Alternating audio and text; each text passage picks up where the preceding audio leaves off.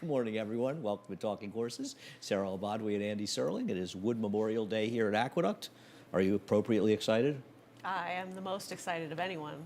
Of anyone? You've done a full survey of everyone, and you found yourself to be most excited? I went around. I asked everyone here. Okay. Yep. Good to know. Good to know. So between us, we're very excited, apparently. I can't say exactly where it is on the meter. We have a lot to talk about, 11 races to talk about, so we'll head over to Naira Bets and get things started. We'll break after race number 6 on this show, after we talk about the distaff. Race. The distaff. Use the promo code bonus200 if you're not a member of Naira Bets. No better time than the present. Head over to nairabets.com, bonus 200, and we'll match $200 of your initial deposit. You can check out the track stats while you're over at Naira Bets. Whether you're signing up, you're signing in, check them out. We also have middle pick 4. It's back, the middle pick 4. I think it's race 5 today. I believe it's race 5 on our 11 race card. We also have a bankroll builder. Could that be it? Yes, $50 to win on any one of the Wood Memorial. Win or lose, you'll get $20 back towards that Derby bankroll builder, as this is the final week of the major Derby preps. 3, this one, the Bluegrass, as well as the Santa Anita Derby. And they're going to combine for a pick 3 with a $3 minimum, the big 3, pick 3. Wood Memorial kicks it off. Post time's just about 4:09, I think we anticipate it breaking. And be almost little less than 2 hours to the Bluegrass, and then about an hour and a half to 2 hours to the Santa Anita Derby. That $3 minimum on the big 3-year-old preps, final preps for the Derby, all the 100-point races. We also have a cross-country Big 5, I'm assuming. We do. So we have race 10 here, the Wood Memorial. The Madison, the Grade 1 at Keeneland, fun race. The Shakertown, 5.5 furlong turf sprint. Oakland's 8th, which will not be shown on America's Day at the races, as well as the Bluegrass. So you've got the 2 preps sandwiching the other ones and the show. The show will be on from 11:30 until 1:30 on FS1 and 1:30 to 4:30 on FS2, covering all the action through the Wood Memorial. The last race will not be on the show. The first 6 from Oaklawn will be, as we will kick the race day off in the first race with the maidens, and we'll take a look at the horse to beat. I think we'll go back 2 races to Laser Sharp finishing second. It worries me this horse keeps finishing second. I took a little shot against him, but I'm not going to disagree with you, Sarah. He's the horse to beat. When I saw your selections, I thought I was being tricked into an episode of Trading Places, because this is the most me horse that you could have picked on the card with your top pick. That's why I picked it. I knew. But this is a horse that just runs faster than some of the horses that he's going to be running into today, of those that have started, and has run well from off the pace in a couple of starts as well. Eliminated as a horse we'll see later on in the card today, as is Proprietary Trade, who he finished second to in his last start on March 7th. And that was a day where you did really want to have a lot more forward position than he did early on in that race. So he was second by default, but he is running figures that are going to make him tough to beat in this race. And I'm not particularly confident on my pick 5, Arteta, because I believe this horse was entered much more cheaply out of town, something I found out actually after I had picked the horse. And I just didn't want to change my pick off a horse that's 15-1 morning line. So I thought this horse a little interesting. The first time out dueled with Pirate, who I believe is coming back today. Keeneland the second race at Keeneland. I already discussed that with Nick Tamro, and we've decided that he may have made the horse too big in the morning line, but he likes doing that so people could say stupid things on Twitter. But you have firsters in here as well. You've got Supremacy Clause for Chad Brown, and a Constitution that didn't sell for a lot of money. And I also have a feeling the 4 Guile can run. I considered putting him on top. I hate putting first-timers on top. I'll go with the 5, but I don't have an enormous amount of confidence. Yeah, I mean, when you look at who the 5 faced earlier on in his career, you can certainly say that those were races that have been very productive going forwards. If he's taken any sort of step from 2 to 3 and showing the speed that he did first time out, he's an interesting price to consider. He is. It just worries me that he was entered much more cheaply out of town. It's not a good sign. We'll see what happens when he shows up here. Race number 2. You know, I probably would have reversed my picks in here had I known that Messi the Magician was going to come out, because I just don't want to take entries, and I'm sure one of the reasons David has him favored is because of the entry, and I don't know that he would have made this horse favored, Little Luca, without Messi the Magician, who ran very well last time out. So I end up with the same horse as you, and I just thought this was a very open race. You could talk about Sharp as. He just ran well despite the little stumble at the start 2 races ago, finishing second to Borletti. A day that the inside and the rail were significantly advantageous, and he did save ground in that race, but he seriously outran his odds in his next start. Third last time out behind Donegal Sturgis, who came back to win with a 90 Beyer speed figure. That was a big step up in class for him as well. And that was a race which had the loose horse icy flavor, where Gokhan Kochakaya had that mighty feat of gymnastics to try to stay on in there. And that was a race where there was just so much going on in terms of other horses that wanted to be forward. He and Warolo were leading on each other in the stretch in that race. And just how well he performed over his last two races tells me that we might be dealing with a different horse now. He seems to be improved. The problem with this race is that everybody's a speed. There isn't a single horse other than the probably overmatched Laurel Valley, who's basically a turf horse and probably prepping, getting a race under his belt for turf season to start. Everybody else in here is basically a speed. And you just very hard to know who the ones that are going to be comfortable rating and how the race exactly is going to be run, because it's going to be dictated by who decides to go to the lead and who is the most aggressive in here.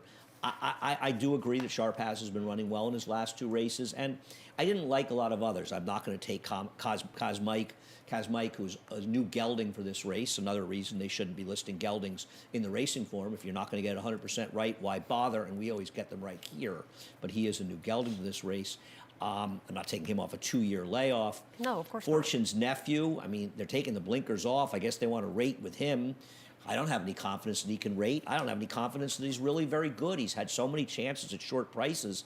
I'm sort of 1s and 5s by default because they're the horses I have the least against.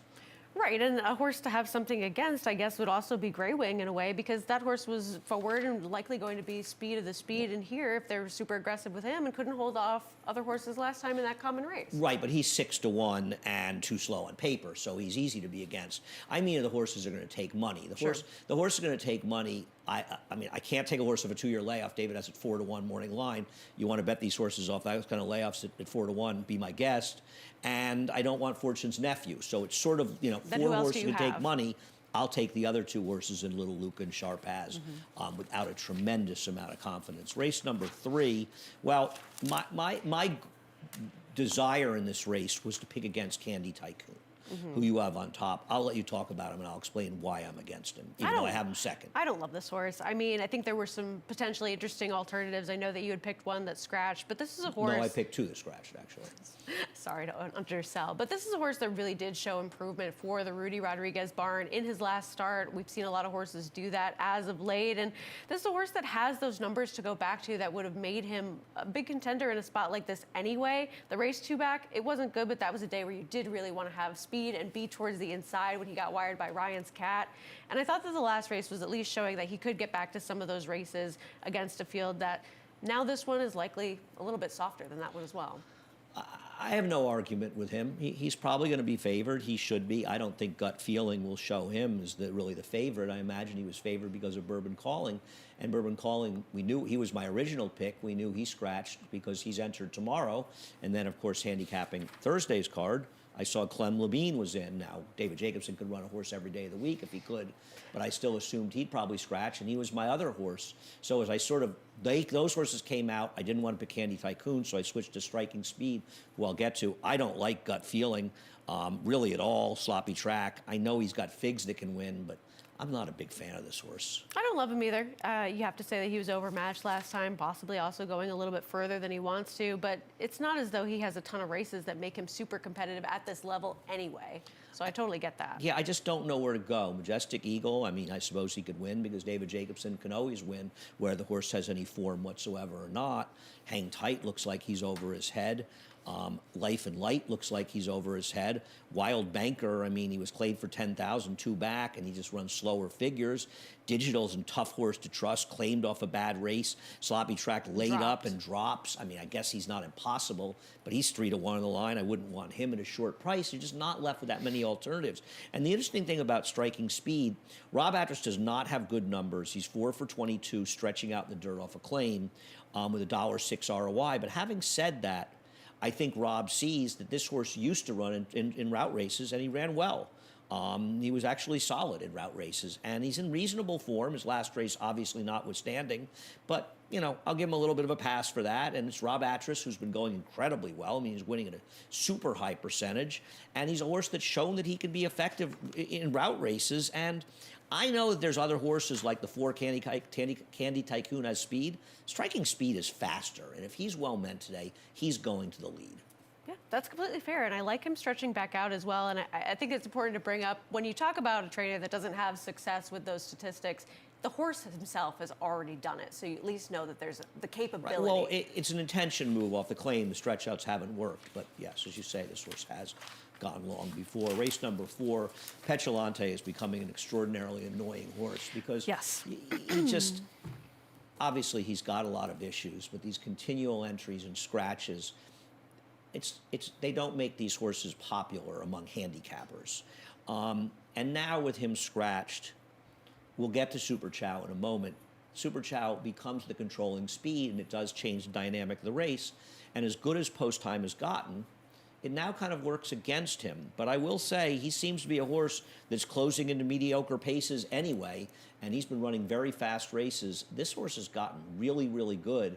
And frankly, when hasn't he run well? He's 7 for 8, and his one race he lost, he ran one of his better speed figures. It was out of town, but it was actually a very good speed behind figure. a graded stakes winner. So it's not as though he disgraced himself in there. I mean, this horse is solid. I have nothing against him. He's been so consistent. His last 2 races are even faster in terms of Beyer speed figure than his last several. And the only reason that I picked Super Chow on top was just because he's going to be a little bit ahead of him. And Super Chow is a horse that has gotten very ideal circumstances. You can show that race, guys. Yeah, that was a great move.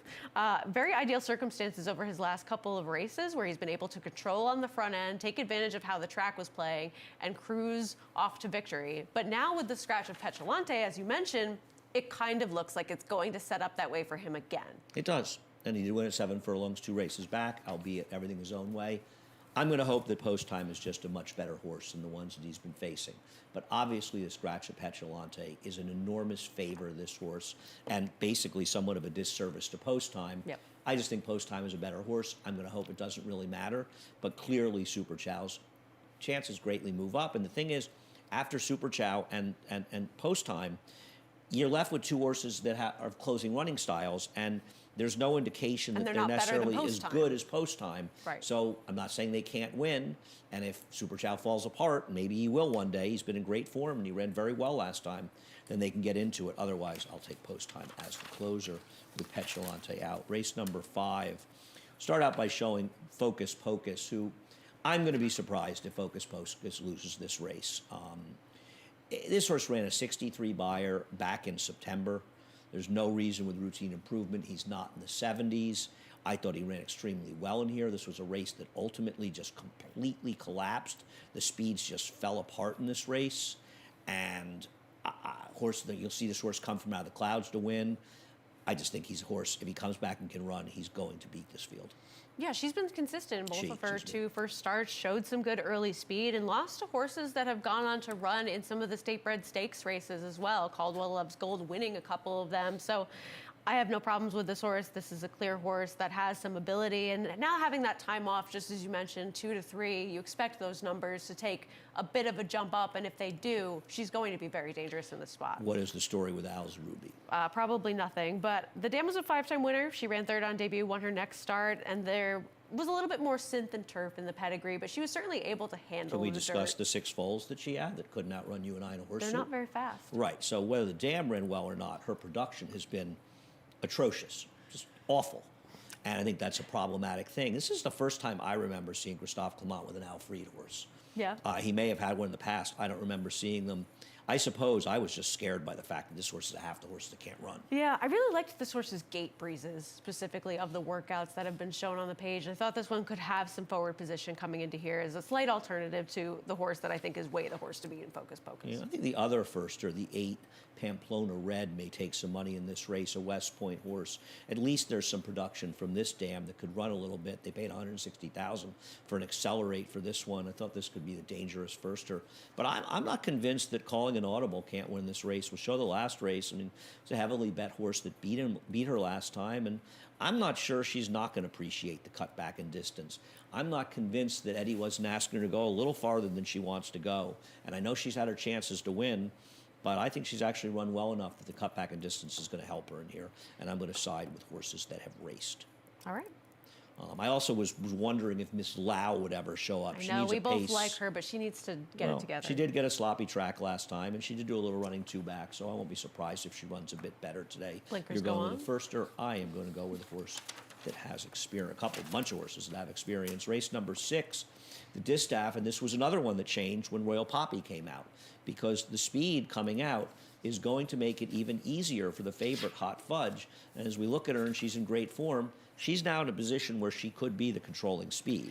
And the thing about her is that she doesn't need to be, by any stretch of the imagination, at multiple different distances, going a little bit shorter than this, going this distance, even going a little bit longer. And even with her main rival, Can't Hurry Love, last time getting started ahead of her, which I thought was a great tactical plan on part of her connections, she was still able to just run her down at the wire. So this is a horse that, short price or not, I just couldn't look past her in the kind of form that she's been in, because she's so adaptable and so consistent. I think this is the toughest race that she's been in, and I do prefer her entry, her uncoupled entry mate, Ain't Broke.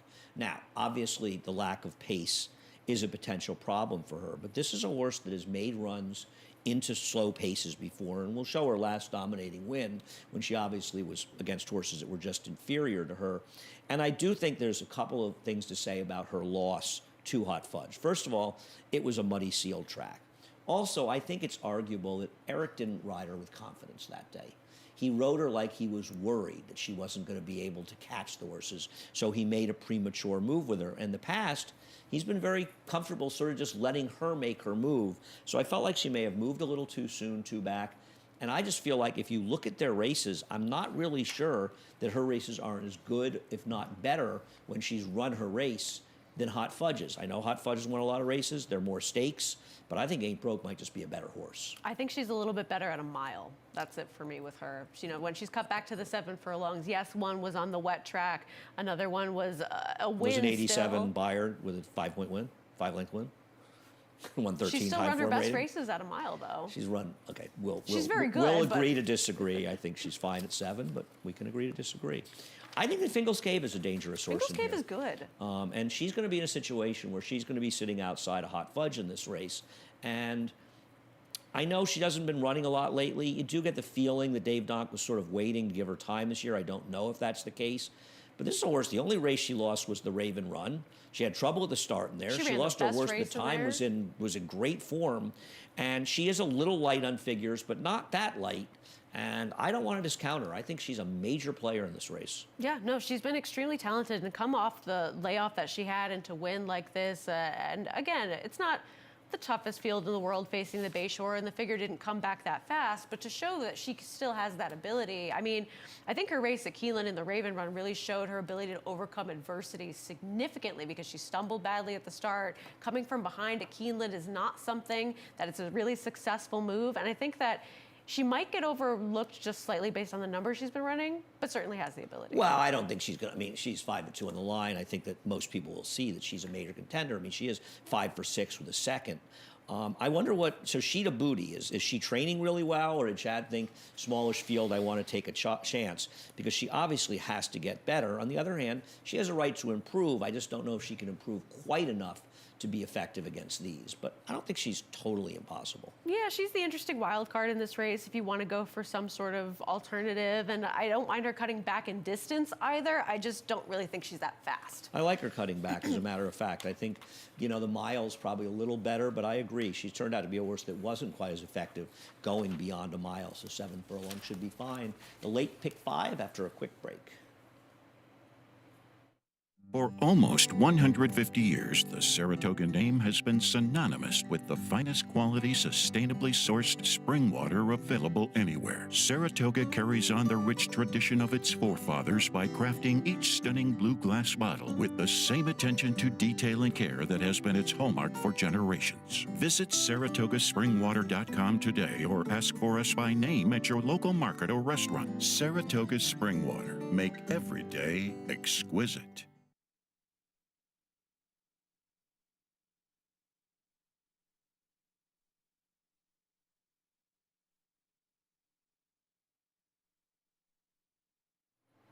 Welcome back to Talking Horses, Sarah and Andy, and thanks to our sponsors at Saratoga Spring Water for supporting us all year round. Race number 7, it's not a stake, but it's really as fascinating a race as there is on the entire card today. An excellent, excellent race. And you've gone back to Vespucci, who I agree with you is the horse to beat, and I think should be the favorite. This was about as heartbreaking a loss as a horse could well, at Cogino yesterday. That was tough. That was, well, when you're 8 lengths, if you reverse the trips and you would have won by 8 over the horse who got a perfect suck-up trip behind Up the you, rail, yep. and you were out in the 40 path, but I'm almost over that. Maybe by the end Vespucci of ran today. Dynamite in this race, buried the speeds, coming off a the layoff. Yep. The question is, 10-1, 11-1 last time. There's still a lot of speed in this race. Doesn't feel like he's going to get loose. I just can't take a horse like this back after losing that kind of crushing blow at 11-1, but I don't disagree. I get He's it. the horse to beat. I do. That was the time to cash a bet on that horse, and he ran a winning race in defeat in there. And you don't want to take these horses back at short prices again. Now second off the layoff in here, where the dynamics do look to be pretty similar, and he's still facing a tough field. But at the same time, I just couldn't overlook how well he ran first time out and how well he ran in that last race as well. So, He's good. He's good. He could be a stakes horse. Something to say to his owners if you're watching.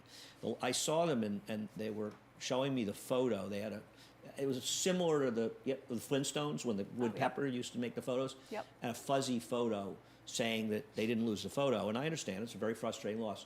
If you watch this replay on Naira Bets, there is a very clear picture of the photo. And frankly, it's a tough loss. It's not that, I mean, it's a nose. Yes. But it's not It's that not close. unclear. It's very, very clear. Because I watched the replay, and then the photo came up, and they said, I got to tell those guys, if you see that photo, you'll have no doubt that the horse lost. It was a brutal, brutal beat. There's no doubt about it, but it was definitely a loss nonetheless.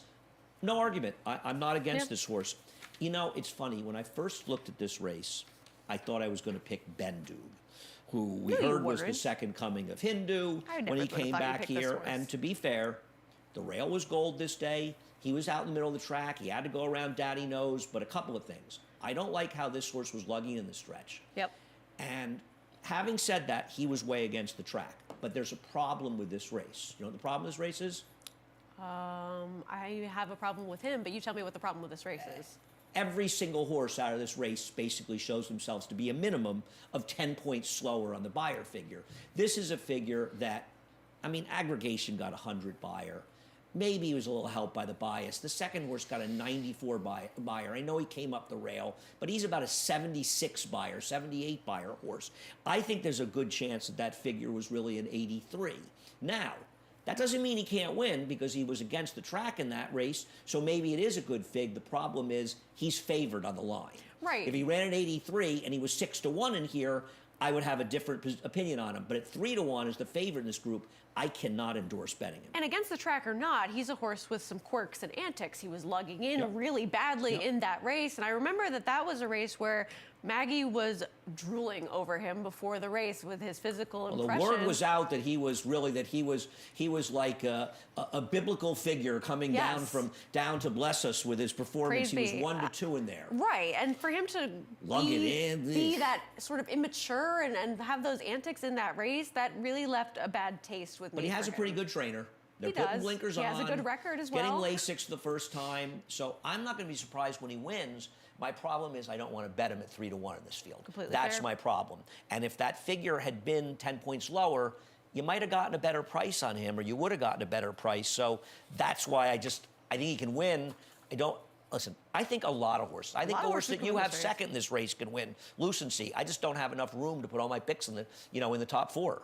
But talk about Lucency. Yeah, I mean, I was a little bit hesitant on this horse's ability, but I actually thought his last race was pretty good. I know it was that race where it was that blanket finish with American Law. Right, but horses have run out of that race. Expected value was third. He came back and beat Vespucci in that awful photo. That was a close race, but it was a very legitimate field. Right, exactly. I mean, listen, I think Heroes Medal has a chance in here. There's going to be a lot of speed. I don't know that he's good enough, but he's certainly going to get pace to run at, and he comes out of a race that was a total merry-go-round affair. The horses ran 1-2 around the racetrack. He's the only one that put in any kind of close, and he really was running at the end. I don't even think Summer causes a total bum. No. It's just a tough race for him to come back. As far as Casquet, he's going to be a square price, and he has the race 3 back. And maybe he does need a fast track. I can throw out his Cigar Mile. He course. obviously was a disaster last time, but I'll tell you something. For Chad Brown to bring this horse back, there's obviously a reason that things went bad. Now, I don't know what it is. I would never waste his time by asking him about the horse. It's not the kind of thing I do. But I know if this horse runs back to his race on October 21st, he can win. But he is going to have to find a way to work out a trip rating from down inside. But he has a figure that's fast enough to win this race, and he's going to be a price. Yeah, that's totally fair. I thought about him for a little bit. I wasn't in love with how he's been lately, but you can certainly make some excuses for his last couple of starts. And I think that Mystical Curlin is another dangerous horse. I think it's important people remember he broke through the gate last time, and then he ends up on a dead rail. So his last race is very excusable, and he's not a horse that needs a wet track to be effective. He was running very well before the layoff. Now, he's probably better a little forward, but he draws outside. So if he can stalk a bit, and he's run some good figures without winning stalking, and he could be a new horse, and he has double excuses last time out. Yeah. I think he's a player as well. So I just decided to put two horses at prices 1-2 here, simply because it's such a wide open race. It is, and absolutely. I won't be surprised if Vespucci wins. There's a part of me that wants him to win. It was such an awful beat for his connections last time. They kind of deserve to win this race. They do, yeah. It was really, it wasn't Cugino tough, but it was tough. It was pretty tough, yeah. Stakes action starts here with a Gazelle. Big field here in the Gazelle.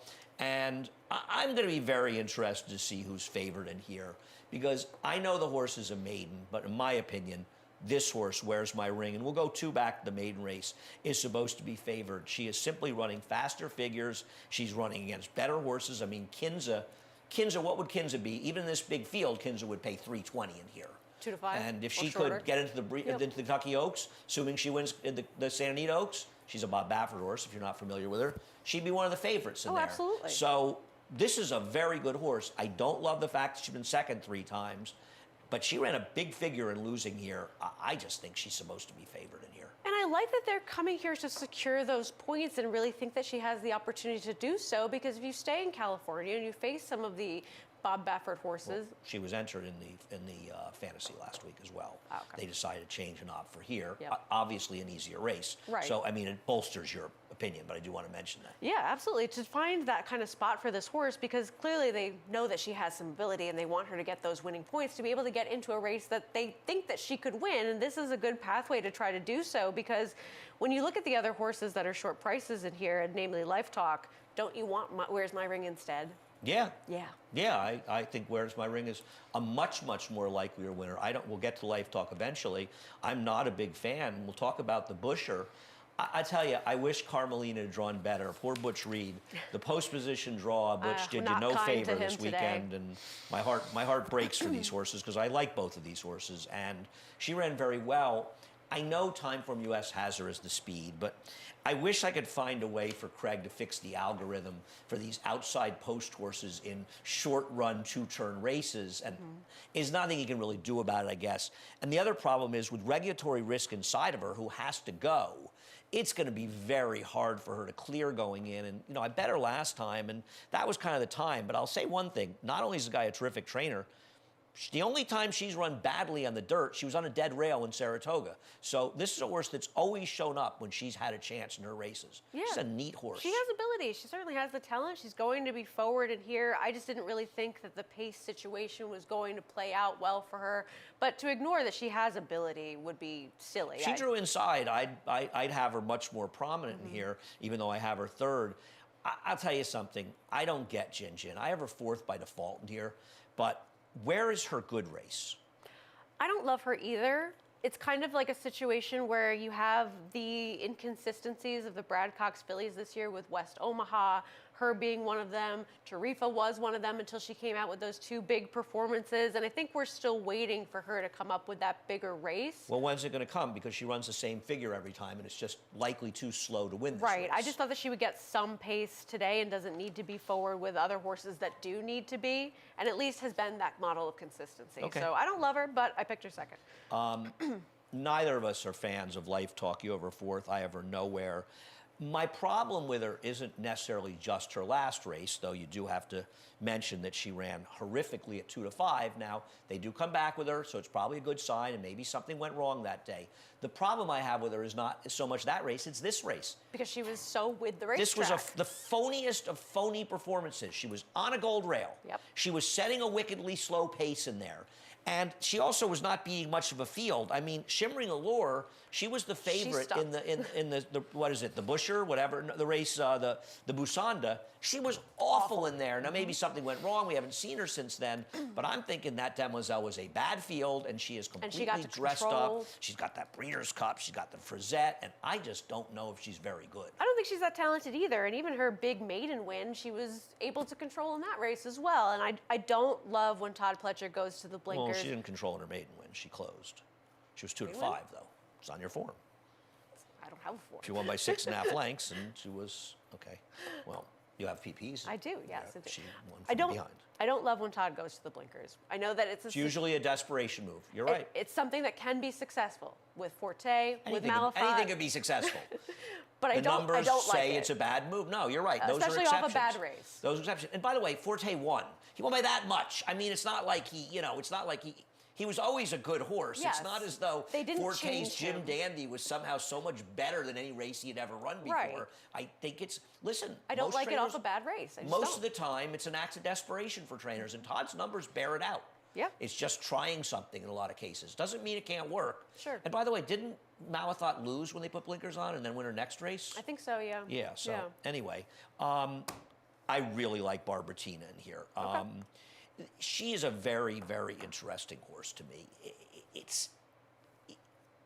If you look at her dirt races, she's actually run well in those races. And she was purchased, I'm assuming, privately after her maiden win. Well, it was not a huge bias at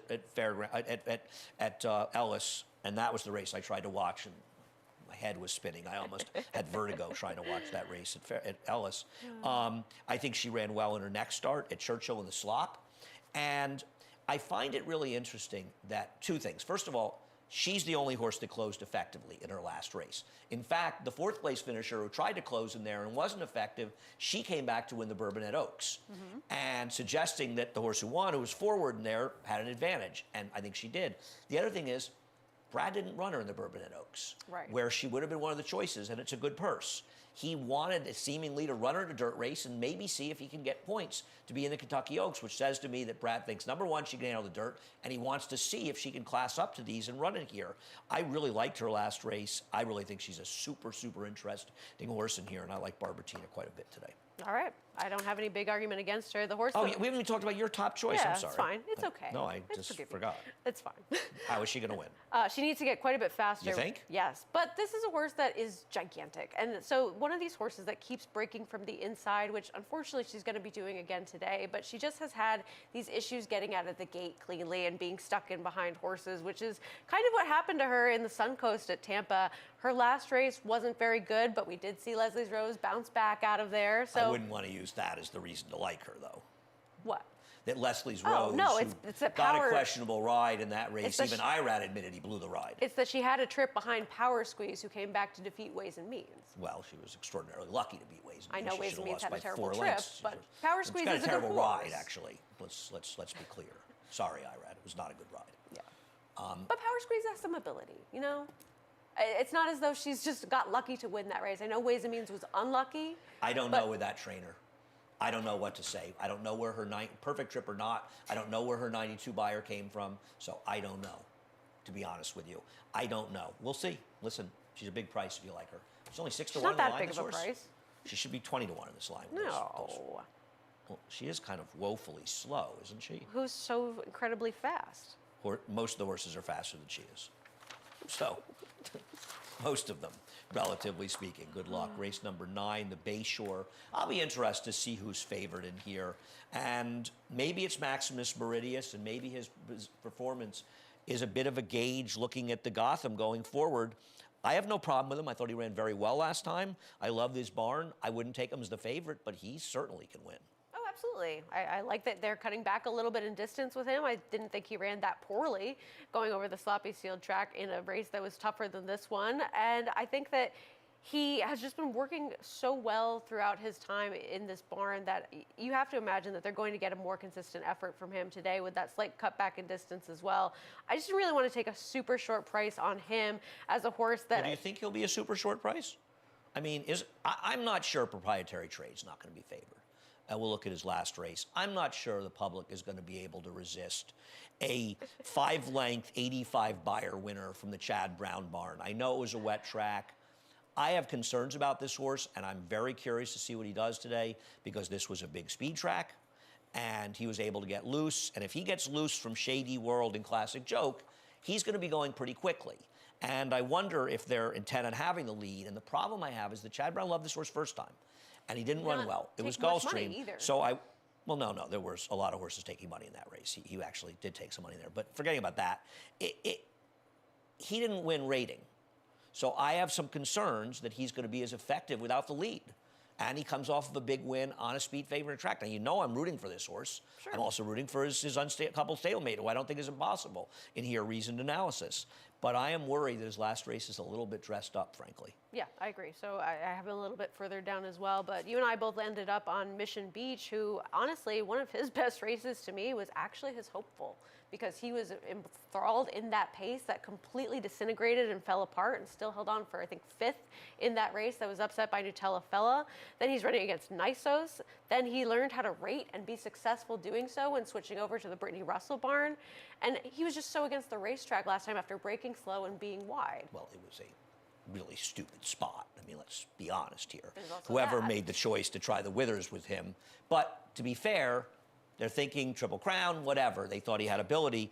And in fairness to them, they're cutting him back now. So they're running him in a more appropriate spot. I believe he's a sprinter. I agree with everything you said about this horse. He's faced better horses. I think he makes a ton of sense in this race. I don't know that we're going to get 8-1, but he's not going to be favored. He's not going to be second choice in here. So I think his price will be fair enough. Third choice. And I think he's running in the right spot. And I agree with everything you said. His races were good. Classic Joke will show his race. We have him nowhere in there. His last race was pretty good. I don't want to be just totally dismissive. The problem with him is, how does he win this race? Right, and how does he really class up in this field in regards to who he's faced? Well, who's the big class monsters he's facing here? Well, I guess that's a valid point, but at the same time, I mean, like, Regalo hasn't really gone on, Inveigled hasn't really gone on, horses that he was defeating 2 starts ago, and then this field, it's not like there were a bunch of killers in there. No, but the horse who was second came back and ran a 90 buyer, second in the Florida Derby. So you say that, and he did have a horse, and even if you think that Florida Derby pig was a couple points high, he still ran in the 80s. So I don't know. I think he may be okay. I just think it's a very difficult spot for him. I actually think that Yo-Yo Candy is not impossible. You've got him 4th, I had him 5th, for what it's worth. You know, this horse ran a 71 buyer 6-7 months ago. Routine improvement puts him in the 80s. Right. You can excuse the There aren't horses in here that are running 90 buyers. Somebody may run one today, but he doesn't want to go a mile. Yeah. You can excuse the Hopeful pace. Probably something just went completely wrong. Right. Excuse the Hopeful. Now, obviously, he ran a lot worse than our horse did. On the other hand, something may have gone badly wrong. Sure. And maybe he just sort of went away, and they've given him a lot of time to come back. I don't like him, but I don't think he's... If somebody wants to give me a big argument why they like him, I'm not going to argue with him. Yeah, I think that's completely fair. And he was a horse that he won the Sanford at a huge price, but what they had done with him to sort of make him a little bit more attentive and focused is they had made an equipment change with the blinkers, and he did show some improvement from his first start to his second start. The favorite got left, but he still ran a 71 buyer at the end of the day. He ran a figure that with routine improvement makes him not impossible in here at a big price. Listen, I think reason analysis may get some pace to run at. I like him cutting back in distance a little bit. I don't love him in here. I don't have my top 4. I think Eliminate is a very dangerous horse in this race because I don't want to... Listen, he's a horse that's better with less distance, and that's why... And he ran well at 6.5. I know he beat your horse Laser Sharp, but Laser Sharp is the horse to beat in the first race. He's not terrible, and I think he's going to get pace to run at in here. And I'm going to give him a little pass for his Gotham. He ran so badly. The wet track could have played a role. And the fact that Todd is bringing him back suggests to me that something just kind of went wrong in that race. And his maiden race makes him not impossible to get a piece in here. That's fair. What about Augustine Red? Is he going to take out half the field as he lugs in, turning for home? Well, he'll be doing it from 7th, so I'm not really overly concerned with what he does, but he is kind of a nutty horse. The big one, the Wood Memorial, presented by Resorts World Casino, by the way. My first wood was Bold Forbes in 1976. I think he beat Kojak and Songkisser would be my code. That would be Kojak with a C. My first was last year. Really? I'm not, it's funny, I was thinking, I don't know that I went to one after that until Richie won it in '85 with Eternal Prince. Now, I know I was here that day. I didn't know Richie yet, but I knew him not that long after that because he was very good friends with my friend Sean, which is how I met him. But I remember that day I was watching over there at the TV over there. He beat very good horses. He was a really good horse, Eternal Prince. Yeah. And not just because he overcame Richie. And he was trained by the late, great Butch Lenzini. Butch was he's way before your time, and he's been gone a while, but Butch was a very, very, very good trainer. He was a good horse, Eternal Prince. But deterministic. I'm a fan of this horse, obviously, but I don't, unless you're really confident that somehow he's not going to get the mile and an eighth, he's just better than these horses. And I think going into his last race, I know that he was one that you had some interest in when he broke his maiden with being able to close from off the pace and having a little bit of a trip in there. But to come back and win the way that he did with the number that he did off of that long of a break, any sort of replication or even improvement off of that tells us that we're dealing with a very serious contender going forwards into the Kentucky Derby. Against a field where they're going to have to improve to beat him, and I like the fact that he was so professional last time he broke. Yes. He put the two-year-old performance, which was a very good one, but a troubled one, and he wasn't overcoming a trip like that and winning a race like the Gotham or this one. El Grandeo ran well in there. The problem with El Grandeo is he's not a mile and an eighth horse. And we're going to show his next race where he lost to Uncle Heavy, and we'll talk about Uncle Heavy in a second. But this was a horse that rode a very extreme bias. And they're being aggressive, and I can't knock them for it. He's probably going to win the Mike Lee in Saratoga the day after the Belmont Stakes up in Saratoga. He's a very good horse, but he's not the right horse getting a mile and an eighth today. And I really wish that Uncle Heavy had drawn post 3. Because I'm not saying he can beat deterministic, but he deserved a fairer chance. It's such a crappy draw for him. I know. He was super in that race. He was so excellent against the racetrack. Yep. Able to run down a horse that had everything his own way, and El Grandeo, who I agree, that horse has ability, but he's had things go his own way over his last couple of races. No, I think El Grandeo's Gotham was very good. It's just a little bit of stretch for him getting a mile against that quality horse. Right. He still ran a very good race. El Grandeo is a terrific horse. He is. I just don't see him as a terrific horse to mile and an eighth unless we have some souped-up speed track like last Saturday. I'm not going to say that Uncle Heavy can't get a piece here. Frankly, I hope he runs a great race. I do too. I just couldn't pick him at post 13. I'm also not sure for his connections. It may not be it may be a bit of a blessing in disguise if he doesn't get the points of the Derby and they wait for the Preakness. I think Uncle Heavy is a really, really good horse. I feel bad he got that post, but I think we're going to hear from him whether or not today in races down the road this year. He's good. Yeah, I agree completely. Able to come here and do what he did in the Withers against the racetrack. If that track was fair, he could have run a 95 buyer or a 92 buyer in there, and people would be talking about him a lot differently. Exactly. Because those are the kind of numbers that everybody's running except for fierceness. Right. So I think he's good. I like Resilience, as you have him second, as another horse, but we'll get to him after Tuscan Sky. My position here is you've got to take one of the logicals and say, this is the one I'm against, and I'm against him. I know he's run big figures. He's only done it on wet tracks. And the truth is that Nash really isn't a 91 buyer horse like the figure. No. He's more like an 84 and 85 buyer horse. No. I just wonder if he's meeting a much tougher group today. Right. And I think it's hard to tell how much ability this horse really has or not based on his first 2 races. And in a way, I was actually a little bit more impressed with his first race because his second race was that 3-horse field.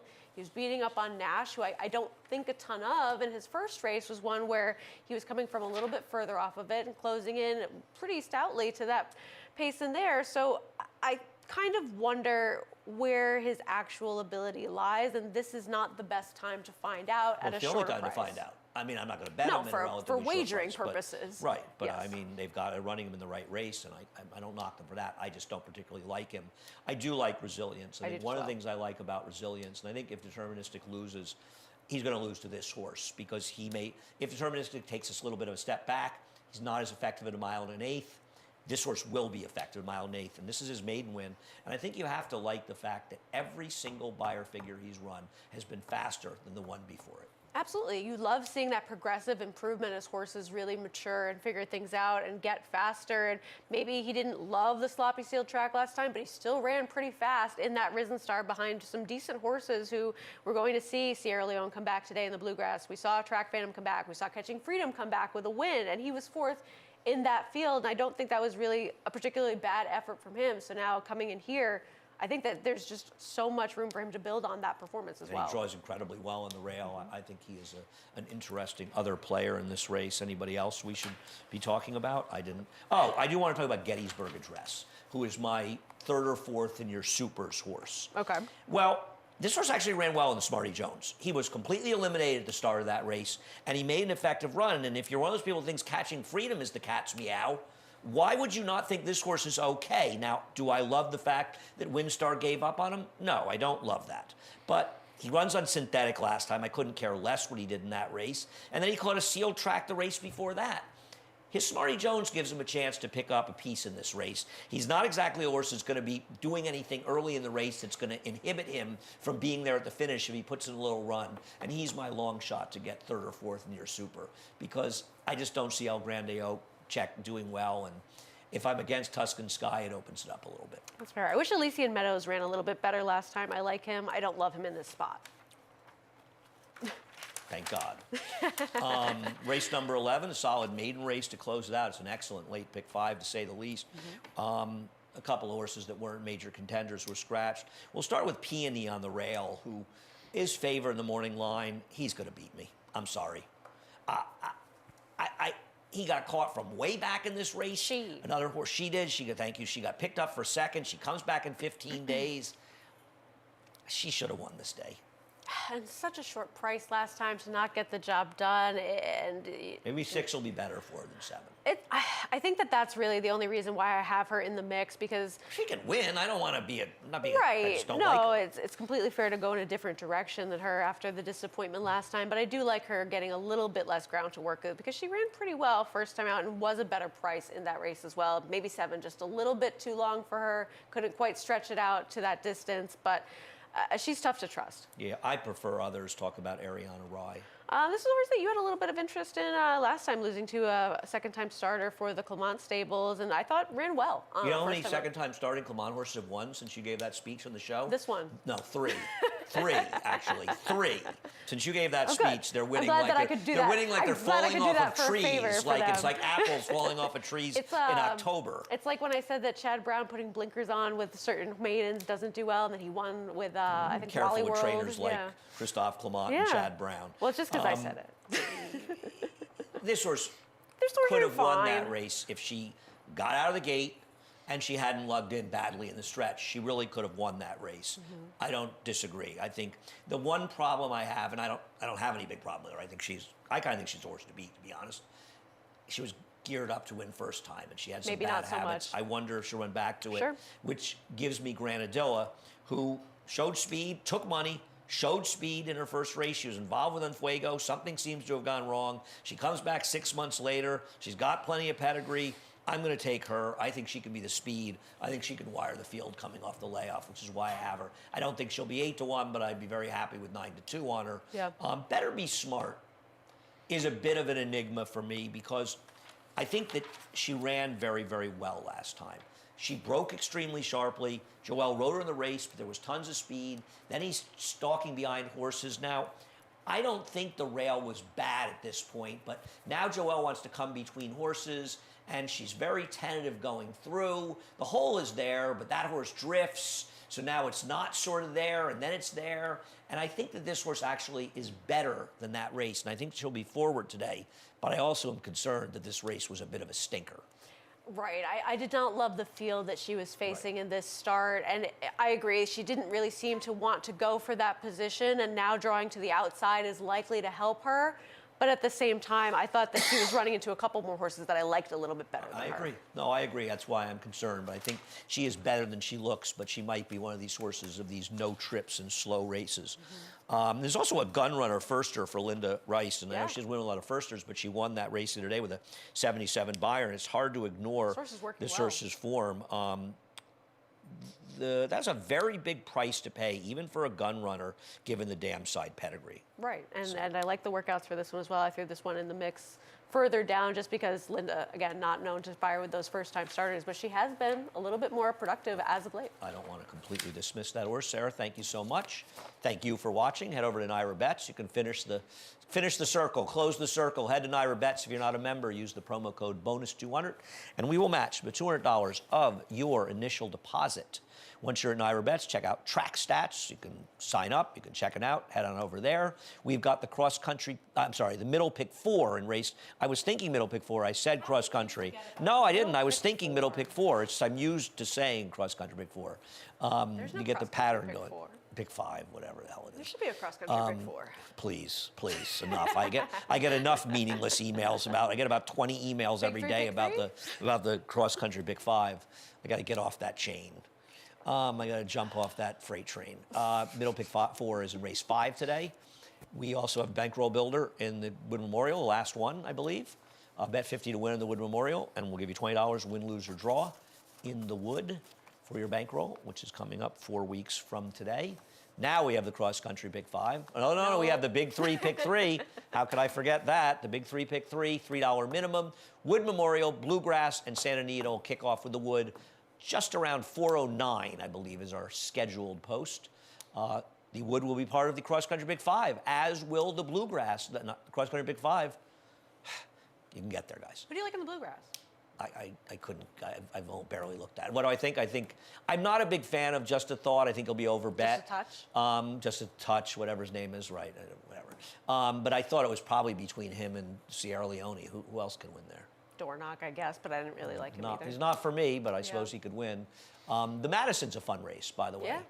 Madison's a really fun race. Looking forward to taking a look at that. That'll be actually run just shortly after our show is over. Speaking of the show, 11:30 to 4:30. 11:30 to 1:30 on FS1, 1:30 to 4:30 on FS2. Thank you again, Sarah. Thank you again. And thanks to Chris Griffin. You're going to have a big day, Chris. 11 races and a reprise of the Scratches and Changes coming up in just a couple of minutes. Have a great day. For almost 150 years, the Saratoga name has been synonymous with the finest quality, sustainably sourced spring water available anywhere. Saratoga carries on the rich tradition of its forefathers by crafting each stunning blue glass bottle with the same attention to detail and care that has been its hallmark for generations. Visit SaratogaSpringwater.com today or ask for us by name at your local market or restaurant. Saratoga Spring Water. Make every day exquisite.